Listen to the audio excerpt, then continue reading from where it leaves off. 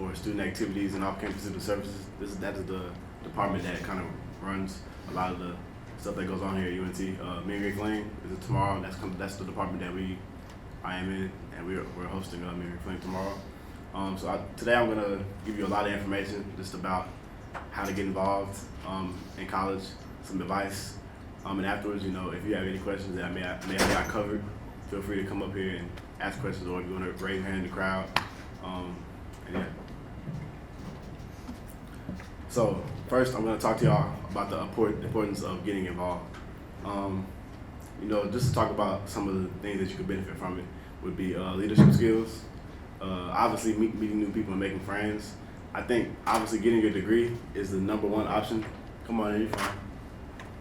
Getting your degree is obviously the number one option because that's what you're here to do. You know what I'm saying? But networking, I think, is right after that, because it's not who you know, but who knows you, and that's going to help you in the corporate world, whatever you want to do. If you want to be an entrepreneur, if you want to be a doctor, the more people that you know, you don't want to do everything by yourself. You want to have people that can help you. You know what I'm saying? And get you a job. So, for example, I work with the Dallas Mavericks right now, and a friend of mine that I just recently made friends with, probably 2 years ago, he actually got me the job at the Dallas Mavericks, and I met him through one of my student organizations that I joined.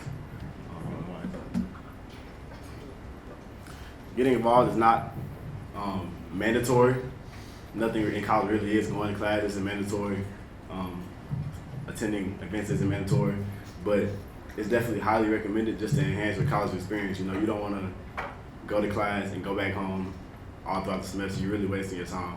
Obviously, school and grades is important, but networking to me is just as important as that, because I think people knowing you and knowing like the type of person you are can go a lot further than your GPA or your SAT score and stuff like that. So I definitely recommend getting involved just to meet new people. Like I said, develop leadership skills, build your resume. And honestly, if grades is kind of the thing that you're kind of stuck on, I can speak for my student organizations, and I can tell you definitely that I've never really been just a I love school type of person, but when you're in an organization, you're held accountable by your fellow members or brothers or sisters, whatever you may call them. So that could potentially help you in your grades. To speak a little bit about the University Program Council. They are a large department at UNT that throw a lot of the fun events. They give out free food, free shirts at almost every single event that they throw. They probably throw roughly 6 to 8 events throughout the year. They could be from a carnival, game night. I don't know if y'all went to where it's like a silent disco. That's hosted by UPC. They had that already. Y'all like that? Yeah. Next up is recreational sports. So for those of my former athletes out there who maybe don't want to play sports for the school but still have aspirations and a love for football or basketball or volleyball, whatever it may be, we have a thing called intramural sports here at UNT, where you can sign up for a team or you can create your own team in whatever sport they may be. I know we do swimming, basketball, football, baseball. There may be a track club, I'm not sure.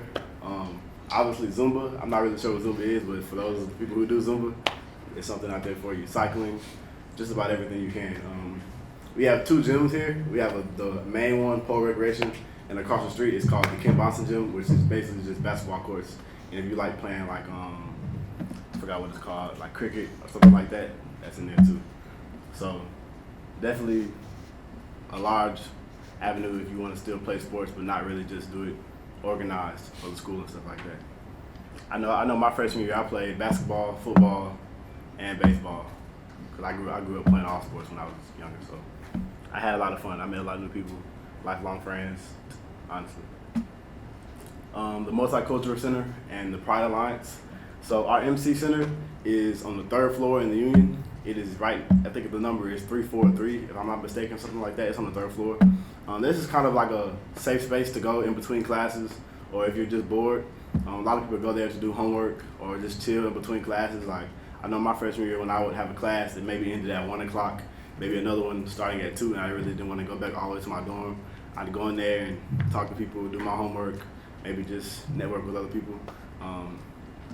It's honestly just a space for all people of different cultures to go in there and network with each other. As far as the Pride Alliance, that is actually fairly new, so I don't have too much information about it. I do know we have a few organizations that represent the Pride Alliance. And if you want more information about that, you can go on our website, which kind of gives you the overview of all of our student organizations. It's called OrgSync, ORGSYNC, and you can type in Pride Alliance and events, organizations will come up and at your disposal. So the Center for Fraternity and Sorority Life, otherwise known as the CFSL. The main building is, I think I want to call that Highland Street. It's kind of like behind the Union where the buses be at. So that's kind of like the center for all 4 of our councils here at UNT. So the 4 pillars that all of our councils represent here at UNT as far as Greek life, we represent leadership, academic success, community service, and brother/sisterhood. So we have 4 councils here at UNT. The first one is the Panhellenic Council. It's composed of 8 sororities. Sororities are females or girls, women, not my apologies, women, and fraternities are for men. Some fraternities, such as like AK Psi, Alpha Kappa Psi, that is a business fraternity where it holds men and women. But for these right here, if it says sorority, that's for women. If it says fraternity, that's for men. The Interfraternity Council is the male version of the Panhellenic Council. It holds actually 12 fraternities. So all those houses that y'all see on next to the CFSL, those are the Panhellenic Council and the Interfraternity Council houses.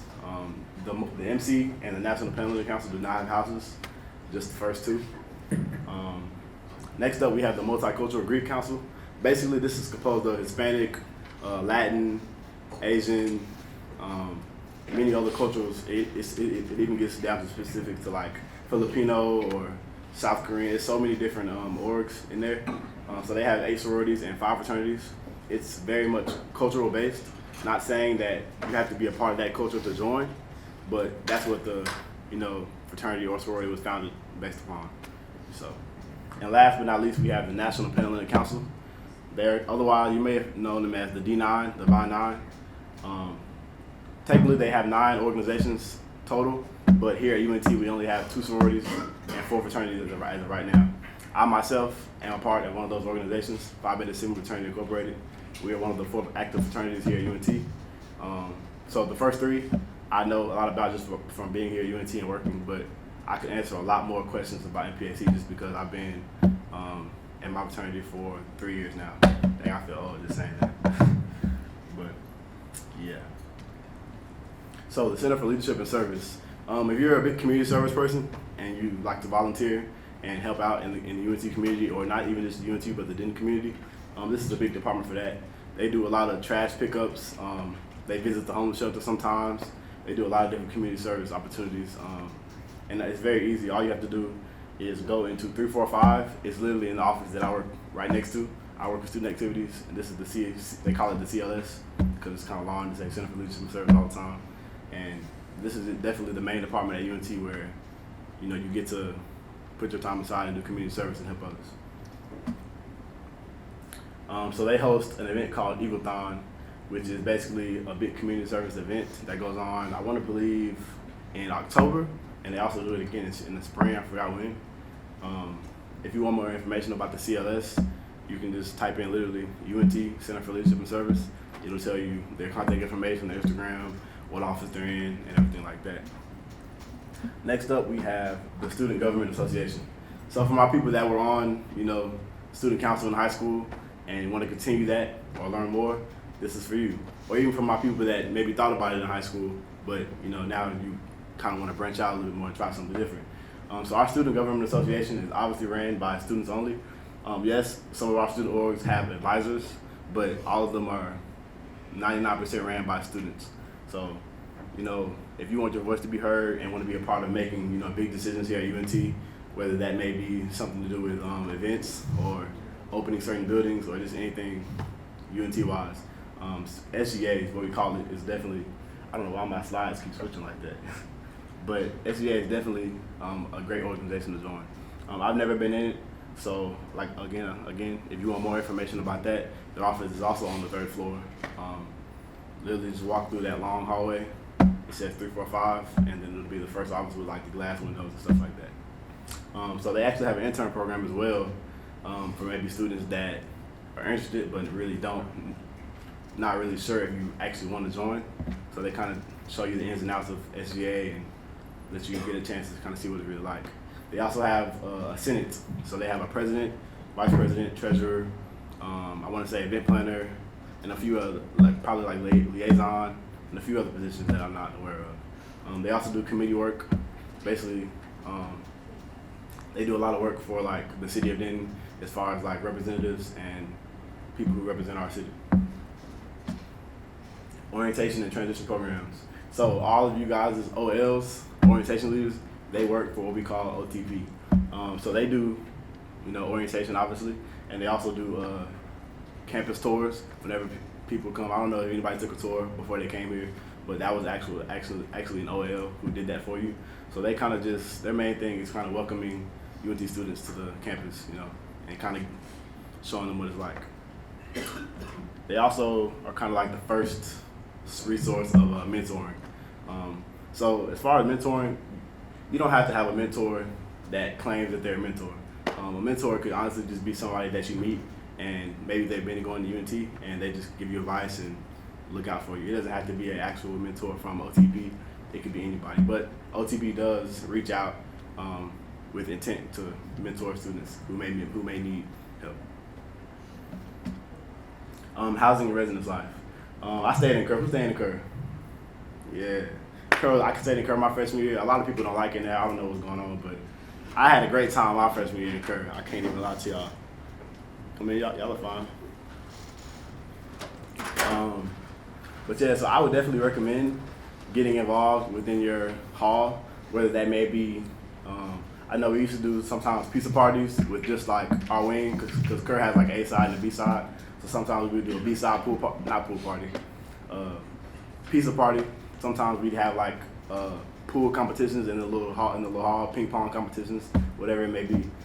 Sometimes they even allow different halls to compete in intramural sports. So it might be Kerr versus Clark football, 7-on-7, or Kerr versus Maple in basketball, or soccer, or whatever it may be.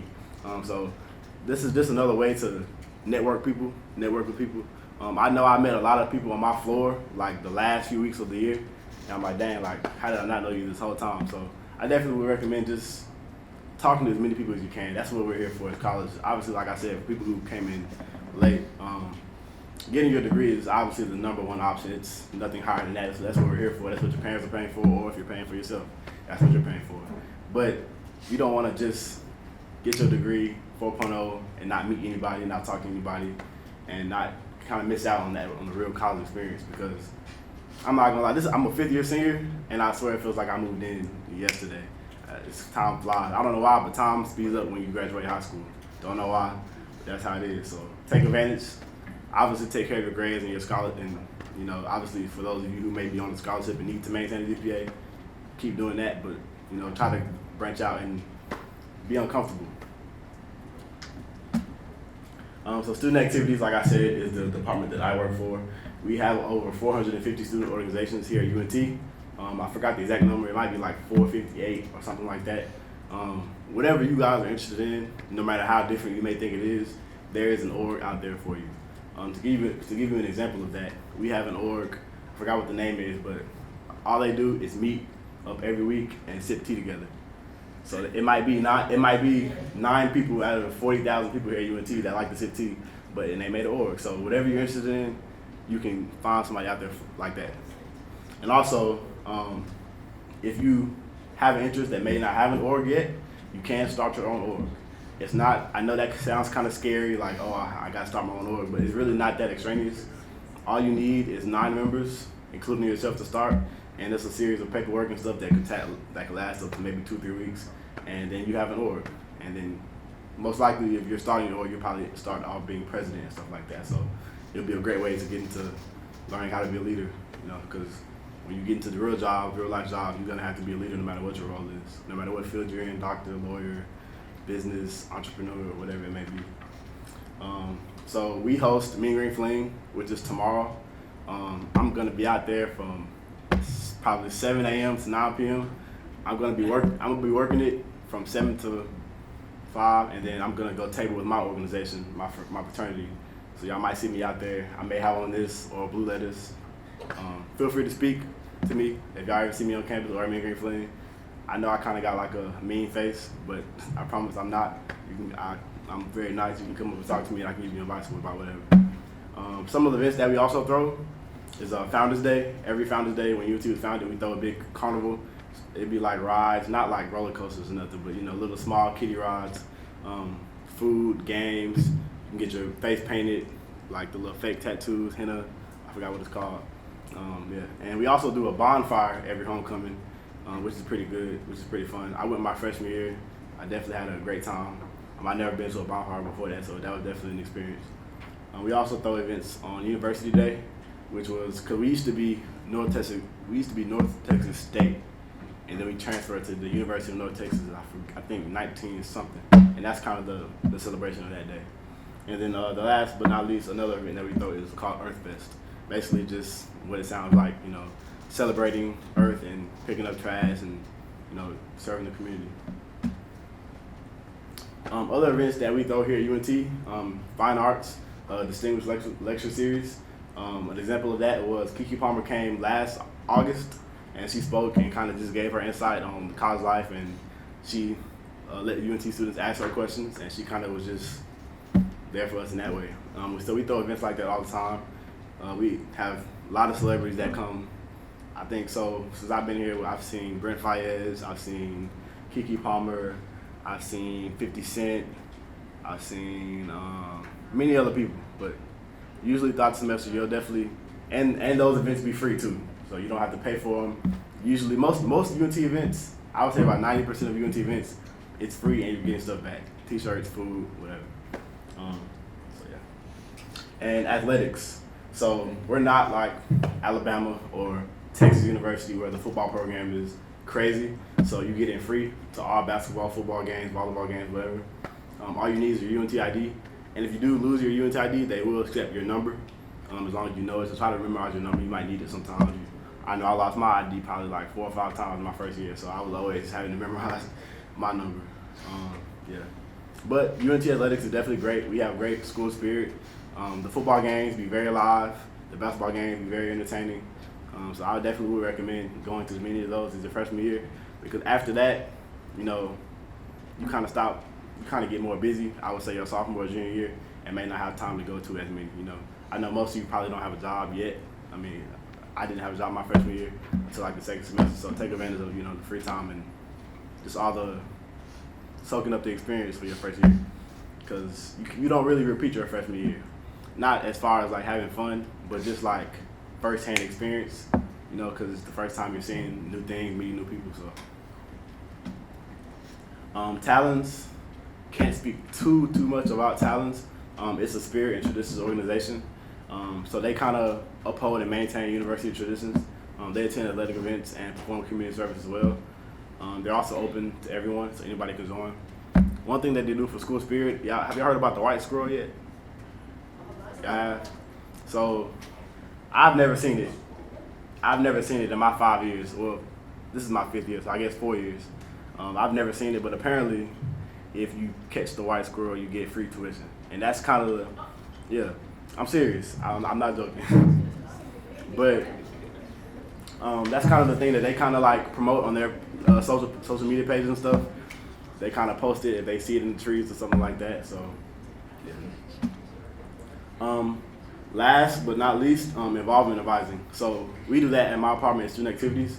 Basically what involvement advising is, you would sit down with the campus life ambassador like myself or another CLA, and we kind of go over your interests and your hobbies and kind of just what you like to do and kind of recommend orgs for you. Not saying you have to join those specific orgs, we're kind of just pointing you in the right direction. If you really don't, like you're like, hey, I really want to get involved, I really want to meet new people, I just don't know how or when or what to join. And that's kind of a thing we do to assist students in joining organizations. Because like I said, I recommend everybody to at least join one organization. You don't have to do it your freshman year because you're still soaking up stuff and still learning. But I would say by your sophomore or junior year, at least want to join at least one org that you can see yourself growing as a person and as a student, as a brother, sister, whatever.